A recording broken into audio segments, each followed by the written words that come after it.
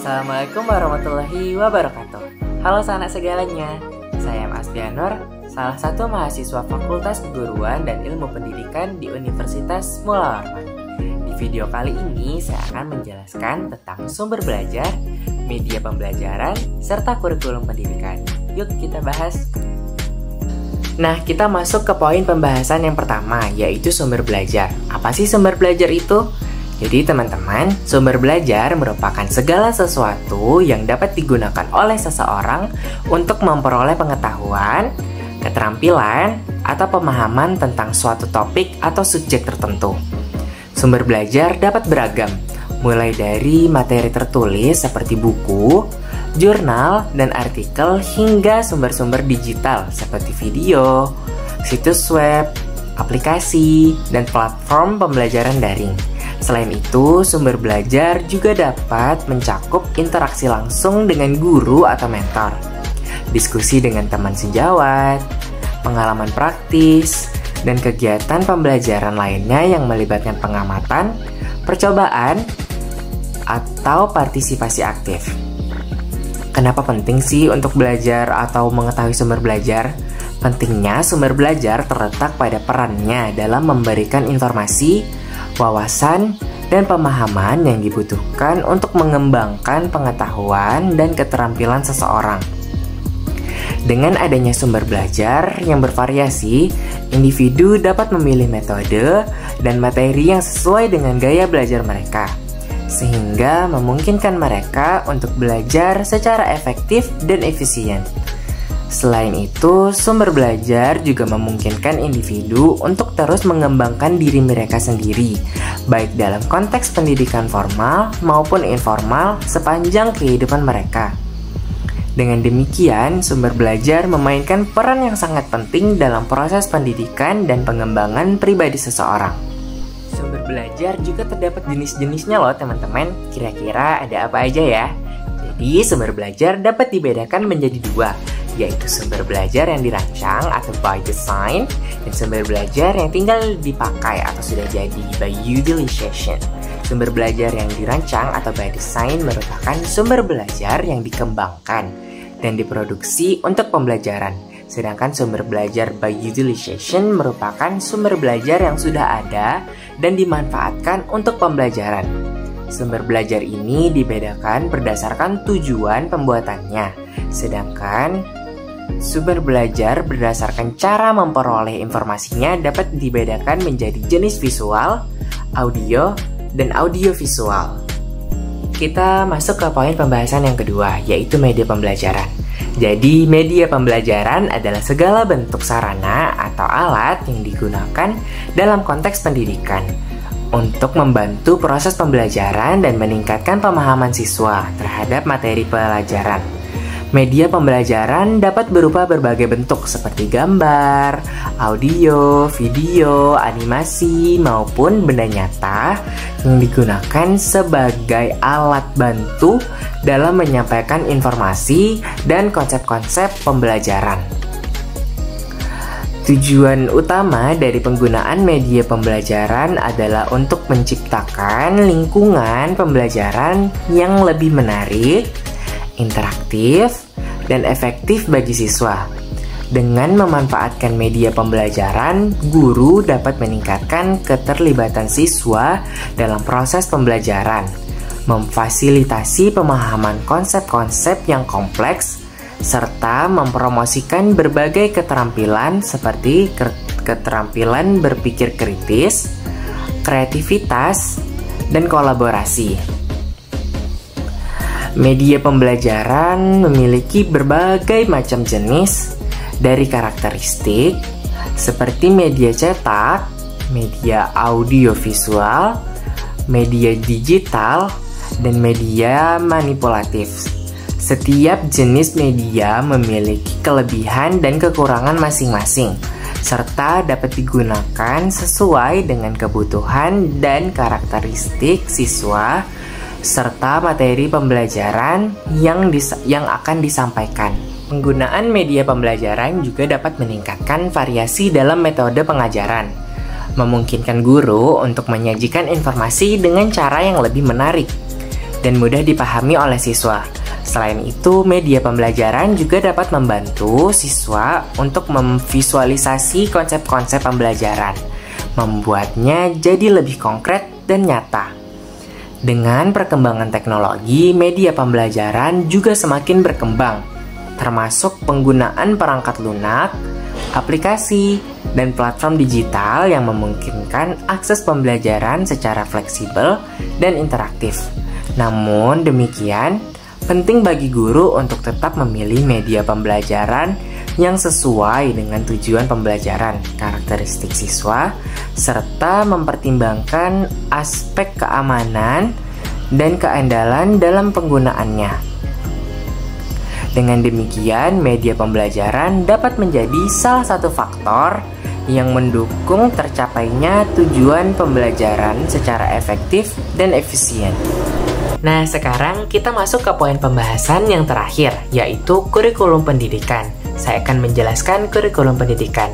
Nah, teman-teman, jadi kurikulum pendidikan merupakan landasan atau kerangka kerja yang menetapkan rencana pembelajaran yang akan diikuti oleh siswa dalam suatu lembaga pendidikan seperti sekolah atau perguruan tinggi.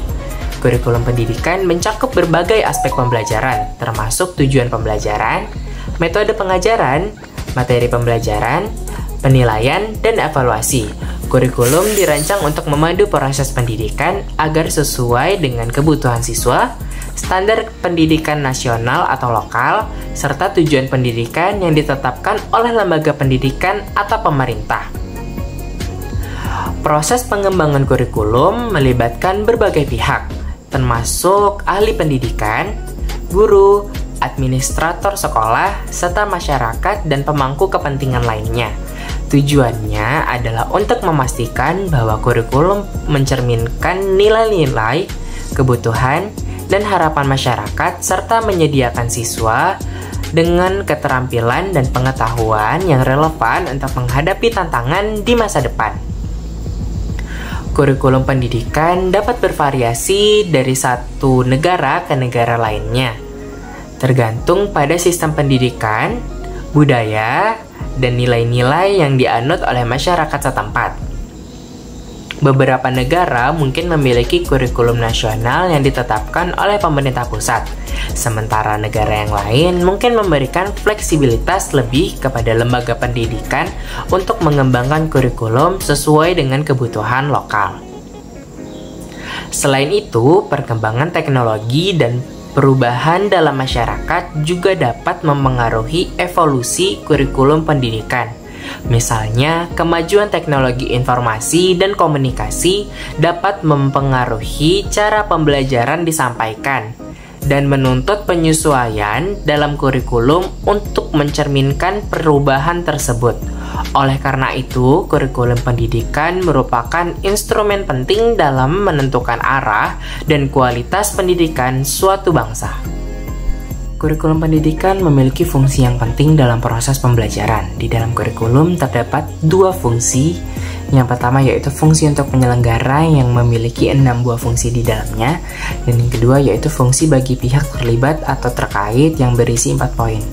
Yang pertama, di dalam fungsi untuk penyelenggara ada fungsi integrasi. Fungsi ini diartikan bahwa kurikulum dapat menjadi alat yang akan membentuk pribadi-pribadi peserta didik yang utuh dan berintegritas di masyarakat melalui dunia pendidikan. Yang kedua, selanjutnya ada fungsi persiapan. Fungsi ini diartikan bahwa kurikulum mampu memberikan modal atau persiapan bagi peserta didik untuk mempersiapkan diri memasuki jenjang berikutnya, termasuk siap untuk hidup di masyarakat ketika tidak ingin melanjutkan ke jenjang pendidikan yang lebih tinggi. Ketiga adalah fungsi penyesuaian, di mana kurikulum dapat melakukan adaptasi terhadap berbagai perubahan yang terjadi di lingkungan masyarakat dan cenderung dinamis. Keempat, ada fungsi kurikulum sebagai diferensiasi. Artinya, kurikulum menjadi alat pendidikan yang memperhatikan setiap pelayanan kepada peserta didiknya, sebab setiap peserta didik memiliki perbedaan satu sama lain. Kelima, ada fungsi diagnostik, yaitu menyatakan bahwa kurikulum berfungsi untuk memahami dan mengarahkan potensi yang dimiliki oleh setiap peserta didik supaya dapat terus menggali dan mengasah potensi tersebut, termasuk memperbaiki kelemahan yang dimiliki. Dan yang terakhir ada fungsi pemilihan, yaitu menyatakan bahwa kurikulum memberikan fasilitas kepada peserta didik dengan cara memberikan kesempatan kepada mereka dalam memilih program pembelajaran sesuai minat dan bakat masing-masing anak. Masuk ke fungsi yang kedua, yaitu fungsi bagi pihak terlibat atau terkait. Terdapat 4 poin di dalam fungsi ini. Yang pertama, yaitu bagi kepala sekolah. Kurikulum mempunyai fungsi bagi kepala sekolah sebagai manajer dan pimpinan dalam penyelenggaraan pendidikan di sekolah. Kepala sekolah mempunyai tugas untuk melakukan pengelolaan pendidikan di tempatnya masing-masing, yaitu dengan cara melakukan koordinasi dan supervisi terhadap setiap pembelajaran. Apakah kurikulum diterapkan sesuai dengan ketentuan atau tidak?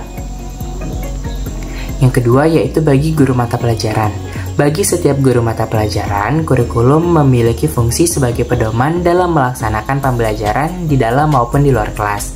Sebab setiap pembelajaran tersebut menjadi tugas dan tanggung jawab setiap guru mata pembelajaran. Kemudian yang ketiga, bagi peserta didik yang menjadi target dari adanya kurikulum. Dalam proses pendidikan, peserta didik adalah pusat perhatian dari setiap pembelajaran. Maka dari itu, kurikulum berfungsi untuk menjadi acuan bagi para siswa mengenai apa saja program-program pendidikan yang harus dipelajari dan dipahami, serta apa saja target pembelajaran yang harus mereka capai di setiap jenjangnya. Dan yang terakhir, bagi orang tua atau masyarakat. Meski tidak terlibat dalam pembelajaran secara langsung, namun orang tua mempunyai peran penting bagi keberhasilan peserta didik. Dalam hal ini, mereka akan menerima hasil dari proses pembelajaran yang telah dilakukan di sekolah. Jadi, capaian siswa terhadap setiap pembelajaran yang akan dilaporkan kepada orang tua juga tak lepas dari adanya kurikulum. Nah, itu dia tadi teman-teman penjelasan saya tentang sumber belajar, media pembelajaran, serta kurikulum pendidikan. Semoga apa yang saya jelaskan bisa teman-teman pahami, dan sampai jumpa di video lainnya. Wassalamualaikum warahmatullahi wabarakatuh. See you!